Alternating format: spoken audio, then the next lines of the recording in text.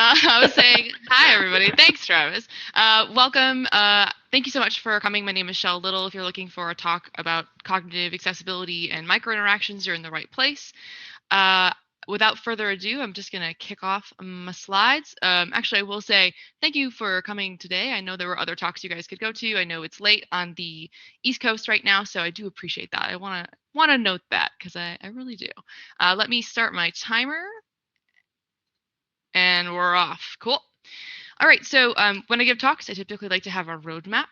This is just setting expectations for the talk. So on the screen right now, I have my roadmap showing. The first bullet point on the roadmap is intro.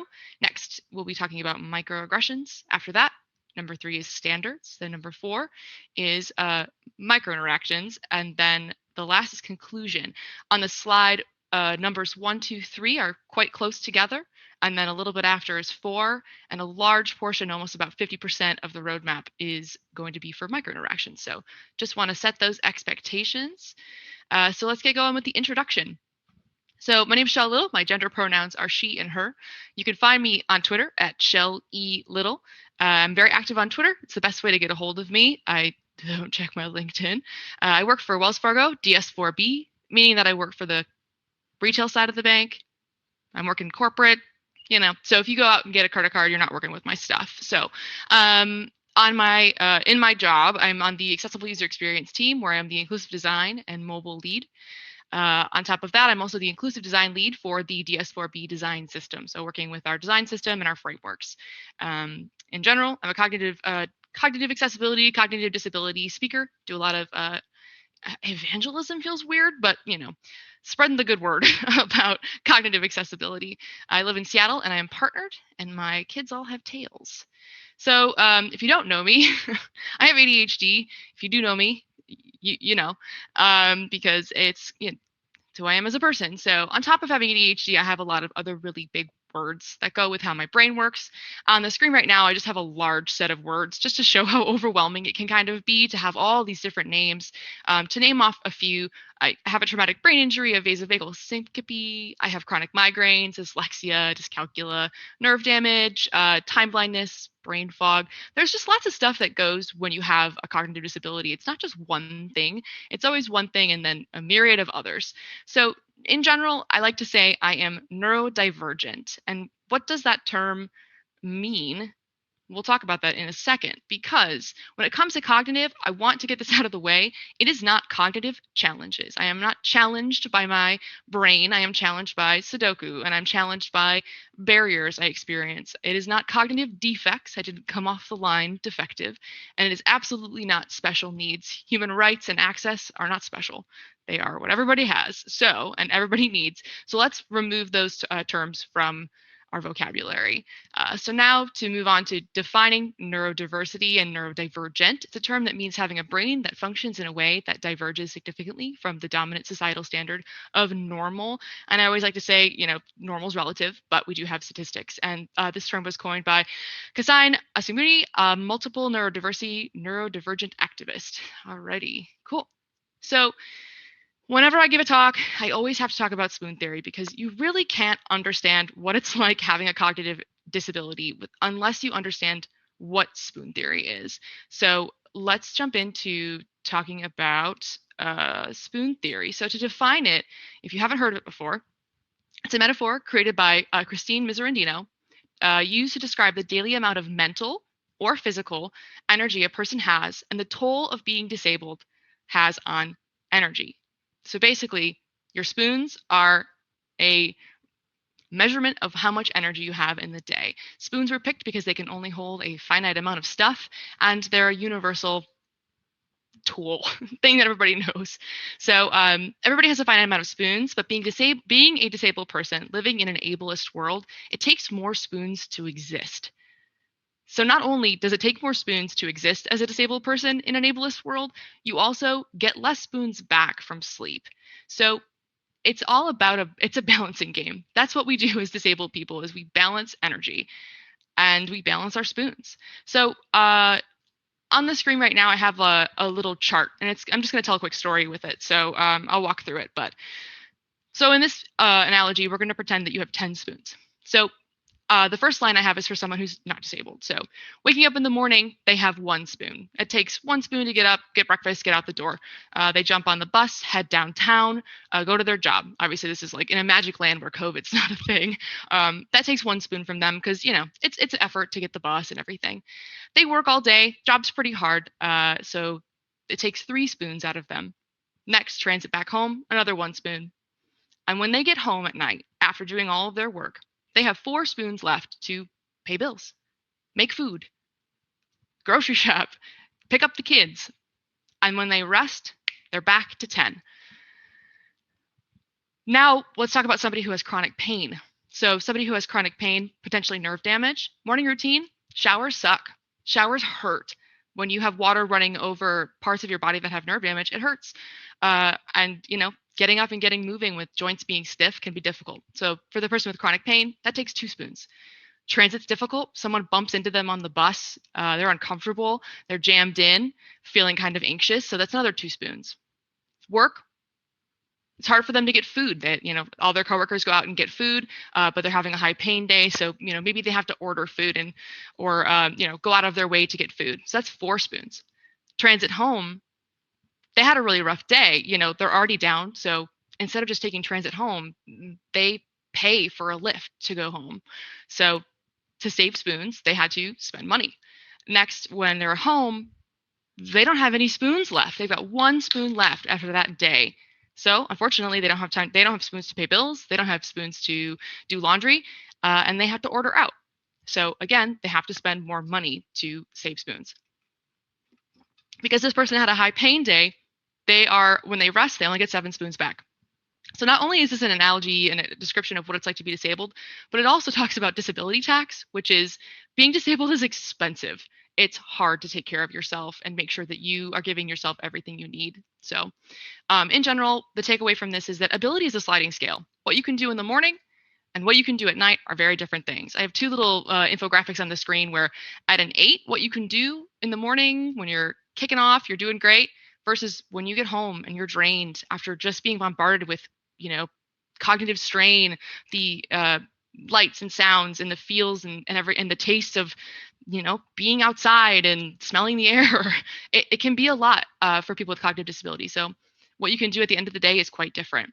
So for me personally, my barriers come from purposeful design decisions. So someone made that choice to do that thing that sucked me dry of spoons. So my barriers come from these design decisions, and the biggest one for me is movement. So in the morning, something that is bothersome is a poke, but at night it can feel like a slap. I'm trying to pay bills in the morning. It's a lot easier, especially when we're talking about medication windows, rather than at night when you get smacked for it. To quote Jamie Knight from a couple hours ago, distraction is a process which builds on barriers such as memory and decision making. Distractions can quickly stack into an unrecoverable barrier. Alrighty, let's move into microaggressions. So when we have these barriers, we have these experiences where we constantly feel like we're being pulled and pushed and it's draining us of spoons. Microaggressions kind of come into the play where defining microaggression is a statement, action, or incident regarded as an instance of indirect, subtle, or unintentional discrimination against members of a marginalized group, regardless of intent. Doesn't matter if you meant it. It doesn't matter if you were trying to be nice. Microaggressions are commonplace these days, which is really hard when you are part of a marginalized group of people. A great example from Fusion Comedy made a microaggressions talk. I just have a screenshot of it from this on my screen right now of a woman of color who is being just bit by mosquitoes.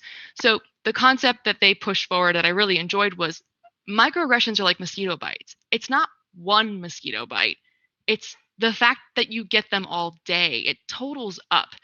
It's the, people grabbing at you, people touching your wheelchair, people grabbing your cane. It adds up. One is not the end of the world, but it is a systematic problem that slowly builds until sometimes you explode.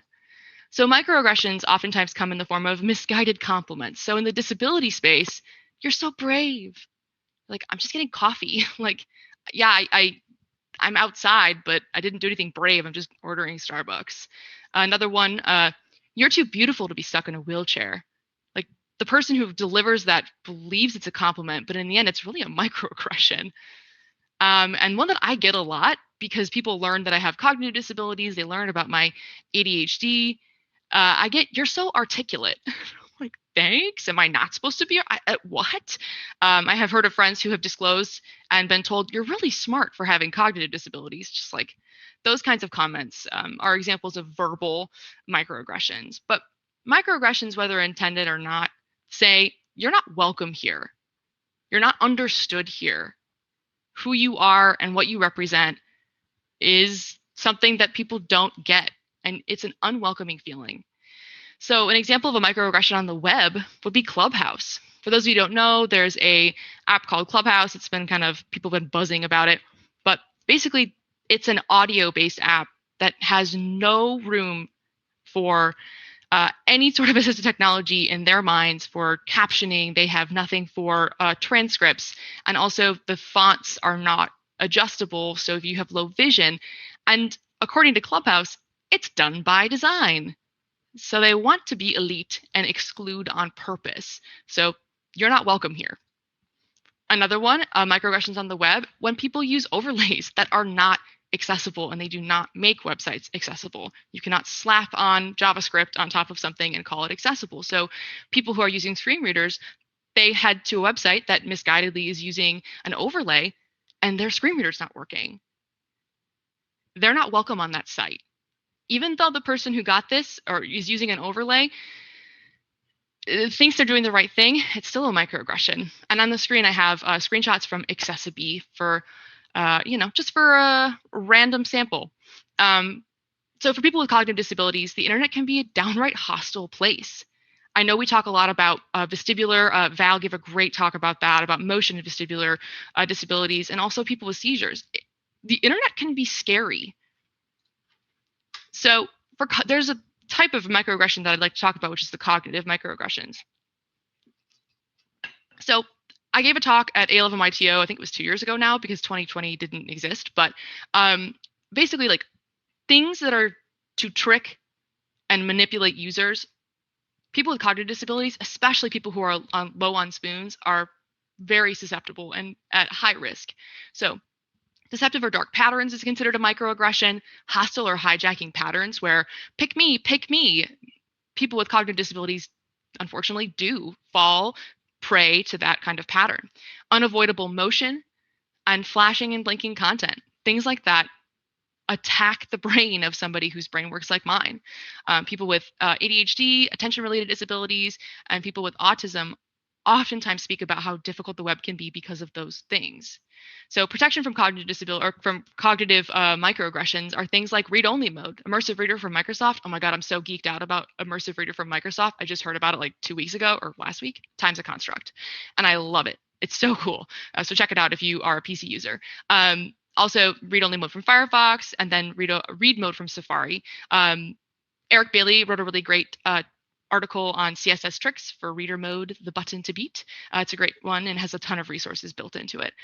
People also use things like ad blockers and hopefully soon prefers reduced motion. So on the screen right now, I have a screenshot of an ad. We see you're using an ad blocker, but I need an ad blocker to use your site. So am I just not welcome here? On the screen right now, I have a tweet from a person saying, sometimes I legitimately do want to turn off the ad blocker when a site I like because I want to support and want to support. Usually I have to turn it back on because the ads are too distracting with my ADHD, didn't have allocated space, causing page jump after load, slows everything down. So there's multiple reasons why people use ad blockers, but sometimes they're just not welcome on those sites. How are we doing on time? Wow, I'm crushing it on time. Sweet. Next up, we're going to talk about standards. So section number 3. Oh, WCAG. I have a love-hate with WCAG. If you know me personally, I have a lot of feelings, but I definitely have a lot of respect for how far we've been able to come, but I know that we need to go further. So WCAG for cognitive disabilities, like what's up with that? We only have a couple standards. A lot of them are AAA. Why? It's because cognitive disabilities are really complicated. The biggest thing I like to tell people is a fix for one disability, for one cognitive disability, is a barrier for another. And that's really true. You can't do a one size fits all, which is why inclusive design is so important, because you could be unintentionally creating barriers when you think you're fixing it for one user group. So thinking holistically is really important. And that's what standards are for. They're there to give you a holistic, testable solution or guidance, I guess. And it's really difficult to write standards for things that are so nebulous. So looking at WCAG 2.1, first off, my favorite, I told Gerard Cohen that I would get a tattoo of 2.2.2 on my body at next season. So I guess I'm like really overdue for that. So the WCAG criterion pause, stop, hide is basically the criterion that says moving stuff that starts automatically, lasts longer than 5 seconds, presented in parallel with other content, has to have a way to be paused, stopped, or hidden. Caveat being, unless it's essential. And the other, animation-related criterion we have is animation from interaction. It's similar to pause, stop, hide. So motion animation triggered by interaction can be disabled unless the animation is essential. Unfortunately, it's a AAA. So how relevant it is in the United States, depending on your organization, we always strive and push for AAA, but it's tough to test for. So when it comes to the standards, there's just gaps. That's just how it is. Especially when pause, stop, hide, anything that's essential to the function is exempt from the rule. But essential depends on who you ask. If I'm trying to pay my bills, it's essential that I pay my bills. But if you ask the company who I'm paying bills through, their essential might be the fact that they want me to sign up for a new service because it's a new thing they're pushing out and they have tons of money in it and they really want new users. So to them, me paying bills is a secondary, and they want me to sign up for that thing. Next, for the gaps, can be paused equals, is it possible to do so? Not is it easy, not is it convenient, not can you still continue and complete your task. It just means, can it be? So if that thing pops in your face and you have moving ads, if you can close it, it passes. So unfortunately with cognitive, it's that slap and you're done. There goes your train of thought. Your working memory that you're just holding on to, that little bit of information in your hands, gone. So yeah, like I was saying, dismissible animations, autoplay, moving ads, all of those technically pass pause, stop, hide because you can dismiss them eventually. So I like to say that where WCAG stops, that's where the cognitive barriers really start. And that's a difficult place to be in, that we don't really have standards for micro interactions. And we barely, people barely respect pause, stop, hide as it is. So to ask to push us further to talk about micro interactions, I would really like for us to get there at some point, which is why I wrote this talk. All right. So we're at section 4. This is the bulk of the talk. So I'm going to jump into talking about micro interactions now. Awesome. So defining micro interactions. A micro interaction is any single task-based engagement with a device. That is from Carrie Cousins. It's a pretty nice simplified, expression of what a micro interaction is. And I will say, depending on who you ask, people have different opinions. So from UX design, their definition of micro interaction is micro interactions are used to communicate meaningful feedback to users because a user has to constantly know what's happening when an action is performed. So it's the dance between the user and the device or the computer when it comes to communication. So from Neiman Nork, I've never said their name out loud. NN Group, you know who I'm talking about. I'm so sorry. They had a really great article about micro interactions and breaking it down. And the two distinctions that I want to talk about and I'll touch on are the fact that there are micro interactions that are user-based and there are micro interactions that are system-based. So animations, things that happen when you interact with a website or a web app, an application, it's either you're initiating them or the system's initiating them. So basically, they come in different forms. So talking about micro interactions in the terms of motion, there's a couple things I want to talk about. first of all, feedback. Next up, communicate state of change, spatial metaphor and navigation, signifier, attention grabbing, and attention hijacking. So what interactions are for, or excuse me, what micro interactions are for these items. They're for things like feedback. They're for things like communicating state changes, spatial metaphors of navigation. They're for these types of things. But what's tricky is, in a certain sense, these are really important for people with cognitive disabilities. When there's a lot going on, I have sensory processing disorder, so I get tunnel vision. So when I need to, do an action and the device is giving me proper feedback, be it haptic, be it visual, and it's done in a tasteful way that is benefiting the user, it really, really helps. So that's the tough thing about microinteractions, is what is too much, what is not enough for them. So let's get going on breaking down the different uses of microinteractions. So first off, feedback. So an animation is used to communicate an action. It has been recognized by the system. So it's feedback. So it lets you know the thing that you just did worked. And on the screen right now, I have a very short, it's just like a 2-second video, just showing the interaction of what Spotify has on their like button. It's a green button on the right-hand side of a song, and you can like a song, and it adds it to your liked playlist. So I'm going to push play, and we'll, for those of us who are sighted, we'll just keep focus on that. So the interaction, the heart, when you toggle it off, shakes, and when you toggle it back on, there's an animation of little hearts coming off of it and circles, going outward. So it shows the user what you just did worked. It also has cute animations to say you liked it. It's just a great example of what feedback is. Next up is state change. So that's an important thing to communicate to a user. So animation is used to communicate an action has been recognized by the system. And I forgot to change that slide screen text, so it's totally fine. But in general, it's telling the user that something has changed, something's different, and you need to be aware of it. So the example I have on the screen right now is Twitter. They have a blue button that is sticky on the bottom right hand of the application. And when you are on your feed, it's a plus sign with a quill to write a tweet. But when you toggle over to messages, the button moves and switches over to a message icon. So create a new message. That's a state change. You've gone from you can tweet something to you're going to message someone. So to handle that, they have a action button. So I'm going to push play on it, and we'll check it out. So how it works is the button spins, I think it's clockwise, quickly, and toggles back and forth between the two different settings, or two different versions. So that's a state change. And we're going to move on. Come on. Thank you. Cool. Spatial metaphors. Now, this is really important for people with cognitive disabilities as well, because things pop, things go places, and having animation to communicate this thing, like this modal coming at you is coming from this action button. Those kinds of communications are really important.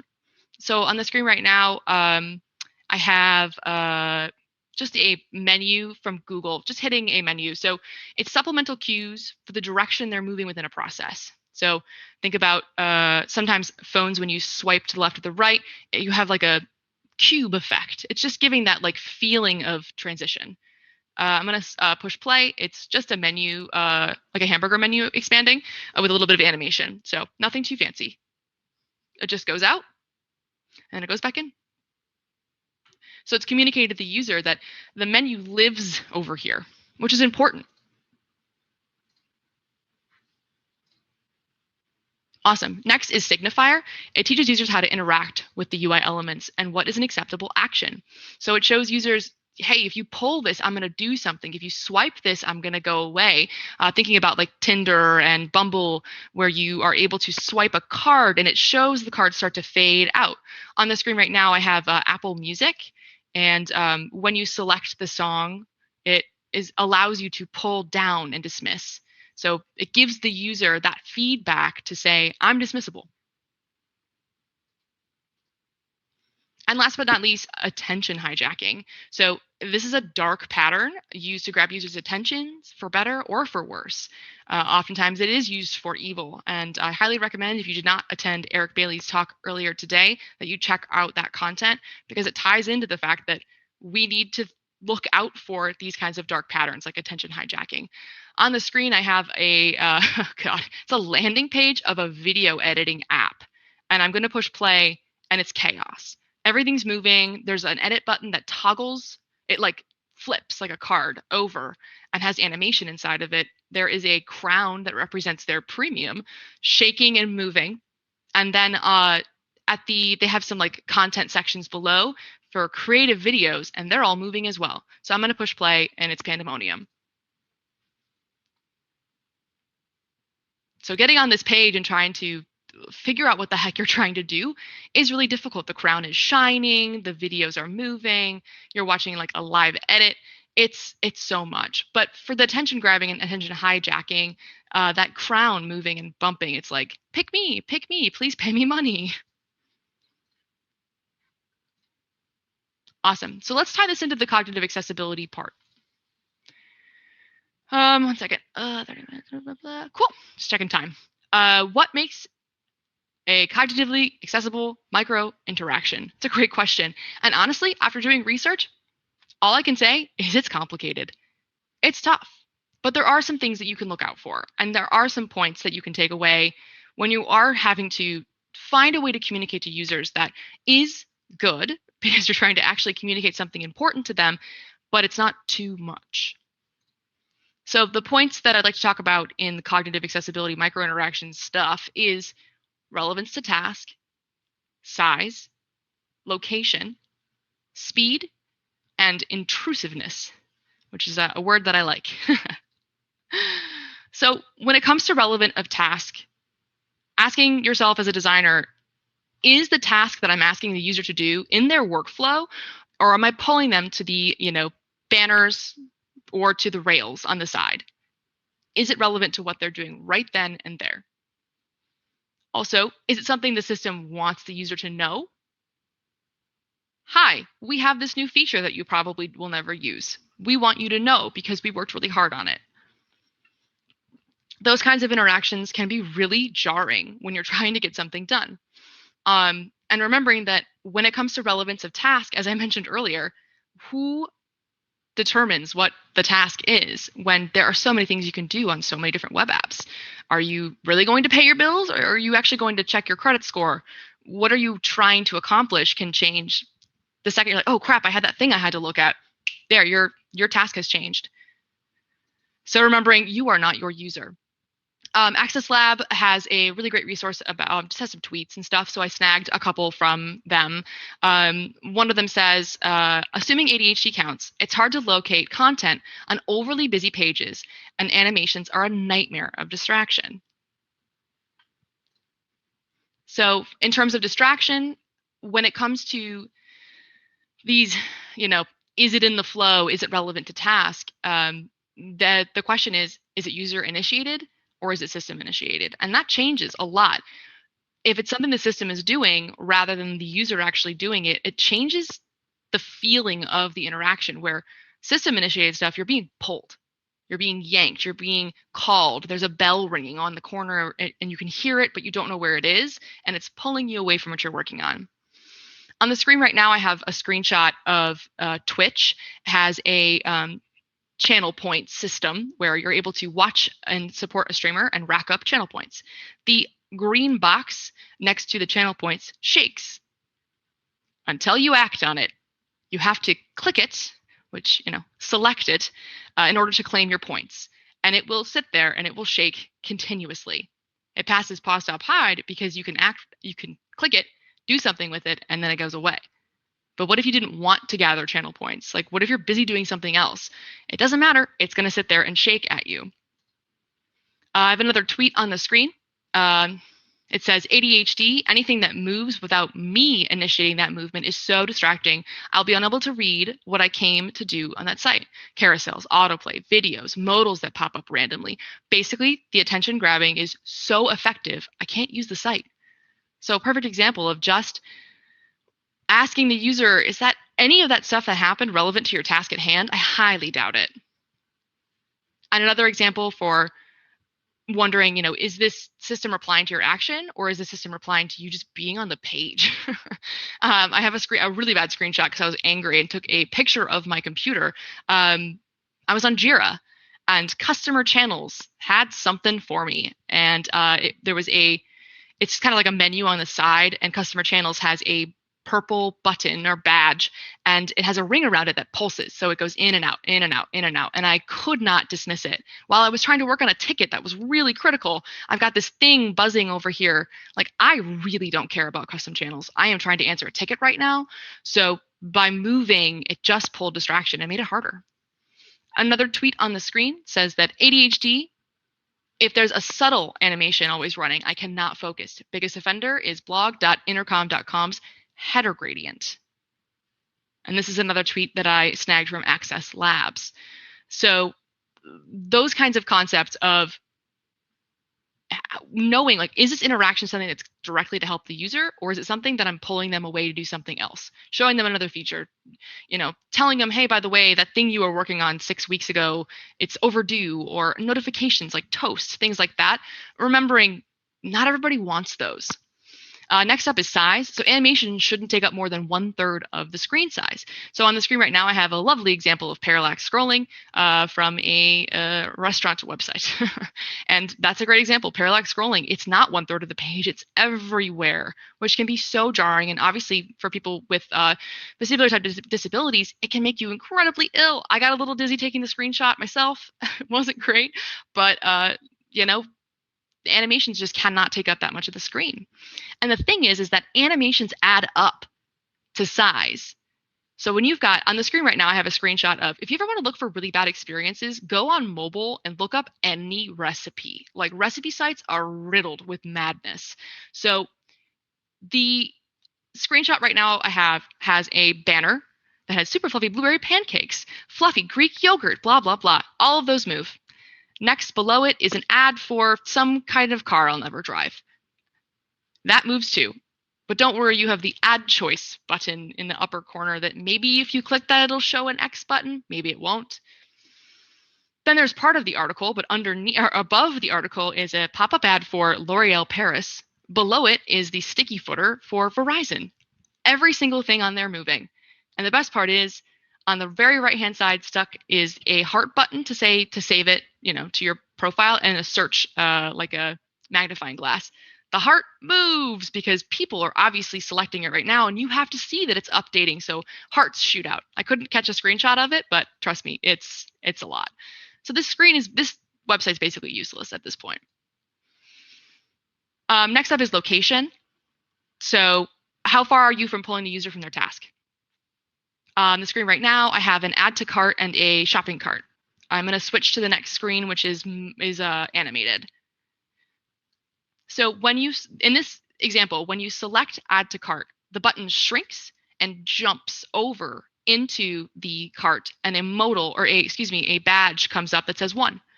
This is an example of something that it's right there, it's with the user, they're doing it, and it's showing them that the thing that you just did has successfully been added to the cart. I have seen ones that go up and across the screen to the upper right-hand corner. Sometimes that can be good, but if you're adding like 30 things to your cart, maybe that animation's not so great.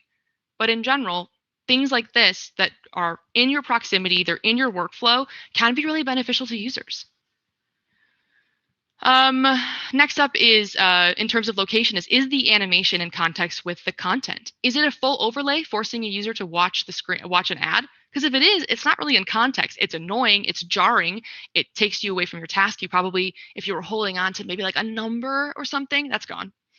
But it's not in content or in parallel with the content. So, if you have to have something moving, having it out of context is way better. Okay, next is speed. So when it comes to showing animations, there's a pitfall where either it's too fast and users won't understand the connection of the micro interaction. So, a button being pressed that changes state, or something happening where a user, if it moves too fast, they won't understand. We had UXR for doing like authentication processes. And we got feedback from the users that our authentication was too fast and they didn't believe that it was actually working. So because of that, we slowed it down a little bit so users could think like, oh yeah, it's really thinking about logging us in. It's really checking that security. But because it moved too fast, they were unable to see the load and they didn't believe it actually worked. On the flip side, if it's too slow, users will lose that connection that you're showing them with a micro interaction. If you push a button to expand something and it's over 10 seconds, users might forget that they had pressed that button, or which one, if there is a button bar, which one had they pressed? I can't remember. So in general, the rule for micro interactions is typically 0.1 second. So it's 300 to 400 milliseconds to give an instantaneous response. This thing you did worked. I am now loading the page. Please wait. Those kinds of things. 1 second still gives users a seamless experience, but there is a sense of delay. So the thing is thinking. Versus 10 seconds, which I would argue would, in our context of ADHD and cognitive, would be like 5 seconds. Users feel at the mercy of their computer. They're like praying to the gods of the computer that it's going to work, it's not going to crash, it's actually going to go through.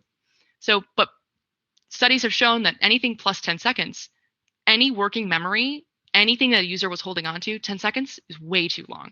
So keep that in mind. Last but not least on this section, and I know I'm running short on time, is intrusiveness. Going back to the example of the Twitch thing, is the animation endless until a user interacts? How easy is it to dismiss? If you have to be like a hacker, put your hood up, put your sunglasses on, maybe, I don't even know, like sometimes they have like a hammer in their hand for stock photos of people who are hacking, but like you shouldn't have to be a stock photo hacker to figure out how to get your animation to stop moving. So intrusiveness is how much effort is it going to take the user to dismiss this animation?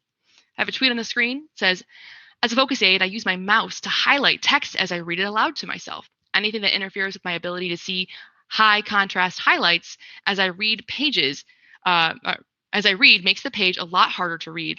A lot of custom UI widgets and stuff seem to really interfere with this.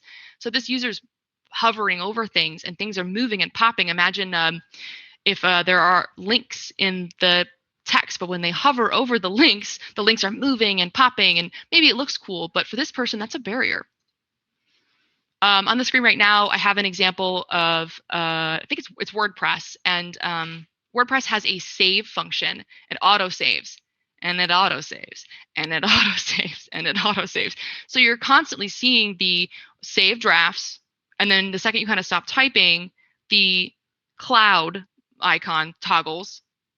It's moving, so I can't stop it. But anyway, there's a flashing animation of the auto saving. It says saving, and then it flashes, and then it says saved.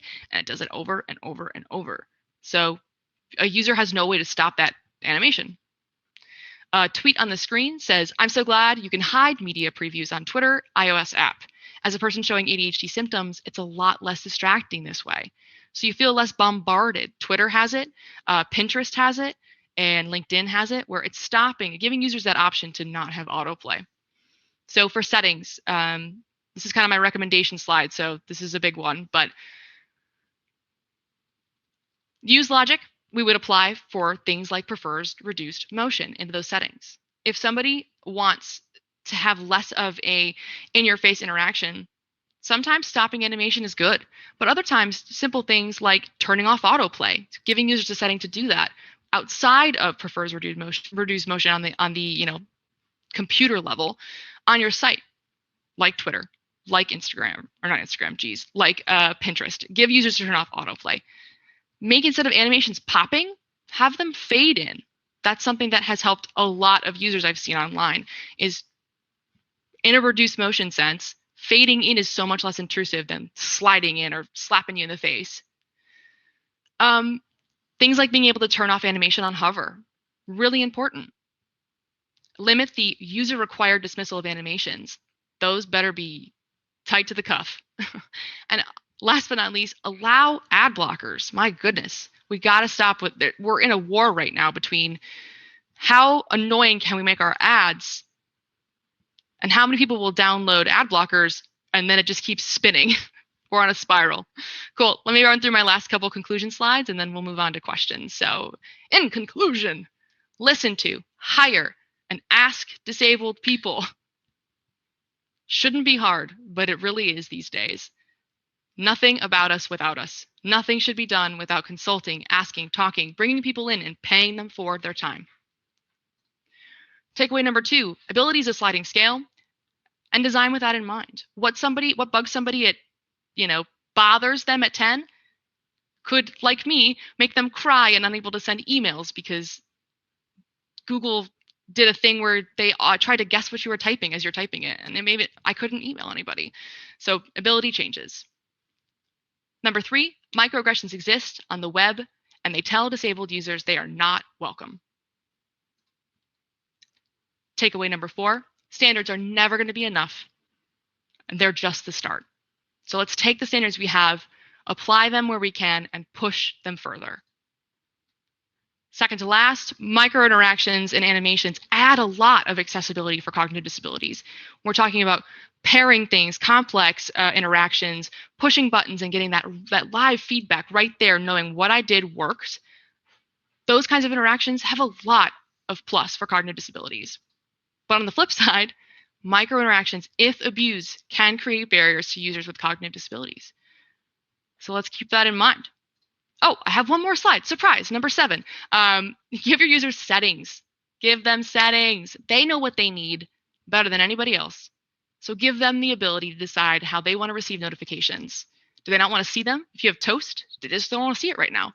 So they toggle it off. They toggle that off. But their badge still updates. Imagine if Twitter hit you with a toast notification every time you got a notification. How overwhelming. That's it for me. Thank you so much for your time, and a little bit over, but I tried really hard for you guys to make it through. Thank you. Thank you so much, Shel. You did great. You got through. We've got 8 or so minutes left to take some questions, so let's jump into that. Yeah, sure. Thanks for everybody that's been participating, submitting questions, upvoting them, etc. So we'll get right to it. Here's one that says, what advice would you give to someone with a cognitive disability when they feel invalidated by the fact that people don't perceive their differences or don't believe them because they use all their spoons putting up a socially acceptable front? Oh, masking is so exhausting. I absolutely feel this person. It's tough. Empathy, the hardest part about being in a marginalized community is that unfortunately, because of the systems that have been built around us based off of racism, based off of sexism and ableism, we unfortunately are forced to be the teachers. And it's not our job to teach people to be inclusive. But unfortunately, that's where we get pigeonholed into. So more spoons. More spoons, basically. What my recommendation would be is lean on the disability community. On Twitter, I don't know if this person's a Twitter user, but there is a fantastic, robust, brilliant disability community that has resources, that has articles that explain the difficulties. Like Black Girl Lost Keys for ADHD specifically, has a fantastic blog where it talks about how difficult it is. Things like rejection sensitivity dysphoria alone can be enough to really end your day. So I would say heavily lean on the disability community, see what resources they have so that you can save spoons. Great. Thanks, Shel. Here's one that that I was reading through earlier. I think it's about session timeouts. It says, do you have any strategies for conveying countdowns or imminent timeouts that don't hijack a user's focus or create unnecessary stress, assuming that there is some security requirement that requires the app to have that type of timeout? Yes, absolutely. I am so against timers. I hate them so much. I have on my screen right now the time, and I have the seconds like hidden. There are very few instances where a user is going to benefit from seconds. That's what I would say, especially for session timeout. Like things like ordering tickets, those are very special use cases where you're like, stock prices. Those things change rapidly, conversion rates for currency, but when we're talking about timeouts, giving a user a warning and potentially updating the minutes. So you have 5 minutes, you have 4 minutes, rather than so many people love those timers and it's like giant ass timer on the screen. I would say I highly recommend just do away with seconds. And I think right there, you've already increased the accessibility for cognitive a ton. I think it makes everybody anxious, right? Like, don't introduce Yes, anxiety when you don't need to. absolutely. I'm going to break my upvoting rule a little bit because this one just crept in, and I think that you hinted at this earlier. But it says, do you have any recommendations for who to follow on Twitter to learn more about cognitive disabilities?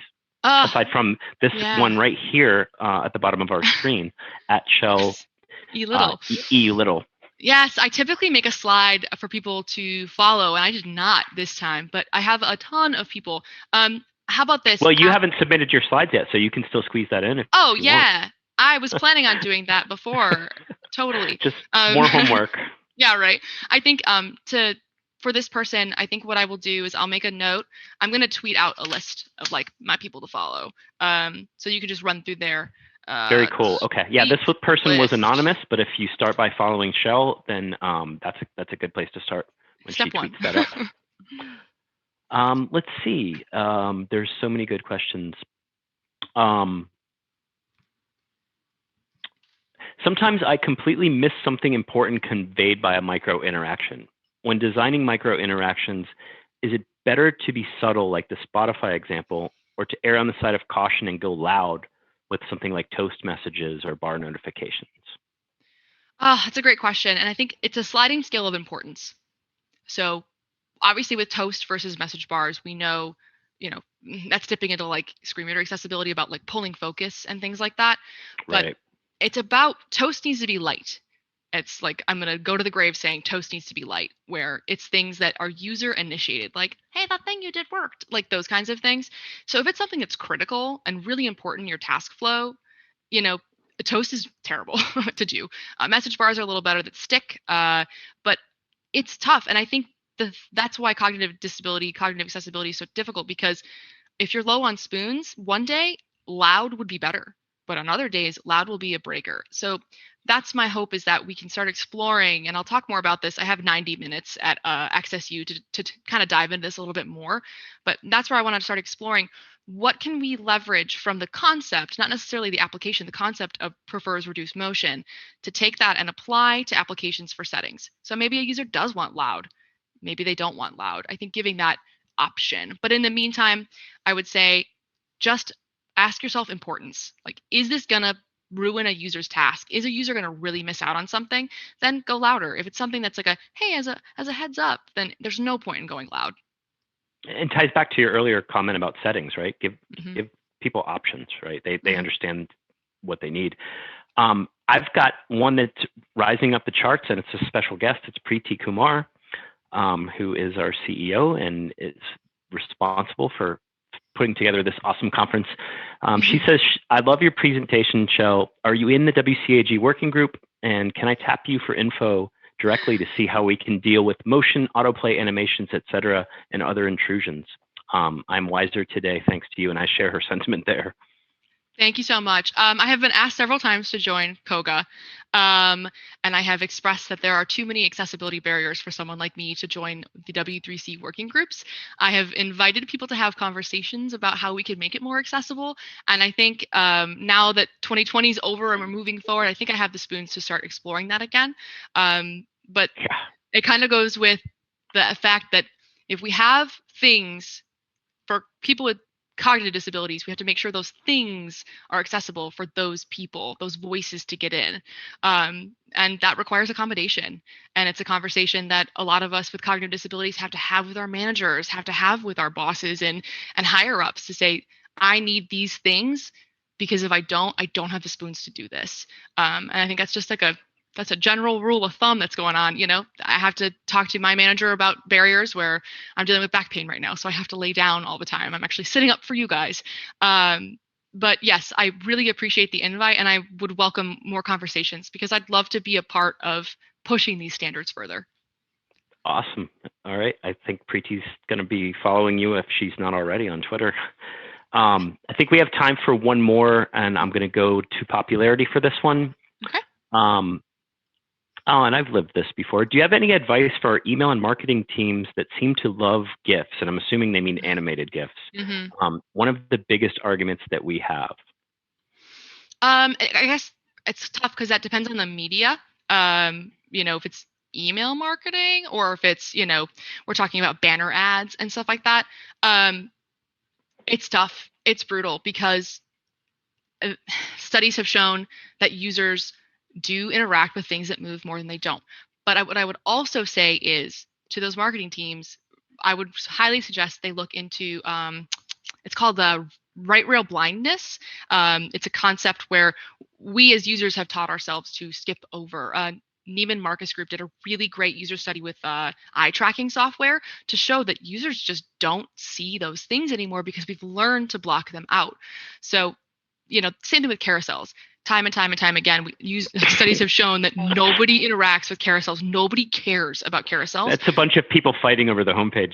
Exactly. Real estate is all it is. Yeah, it's all it is. It's different teams want space, so we'll just get it to everybody. Yeah. It's like, yeah. So anyway, all I'm saying is there is research out there that shows people don't look at those, and I think that is a conversation that they don't want to have anyway. But inviting them to realize that there are users who don't mind ads, but have to block them because they move. It's a spiral that we're dealing with right now, and the ads get more aggressive, more people get ad blockers, the ads get even more aggressive. So I think engaging in those online, there's a lot of really great resources I'd recommend. Neiman Marcus Group, I'd start there to look into the spiral and know that the non-moving ads at this point are starting to be seen more likely because people aren't blocking them. Interesting. Unfortunately, we are at time. Thank you, everybody, so much. Thank you, Shel. Mm-hmm. Again, the slides will be made available. I suggest everybody follow Shel on Twitter. She tweets a lot of cool stuff, and you've promised that list of people to follow as well. So yes, I wrote it down. Okay, great. But no, thank you so much, everybody, for attending. I really appreciate your time and your attention, and I hope everybody has a great rest of your day. And sorry, Travis, I'll let you continue the sign out. Oh, that's all. I'm just waiting. The AV guys will tell me when we can go off air. All right.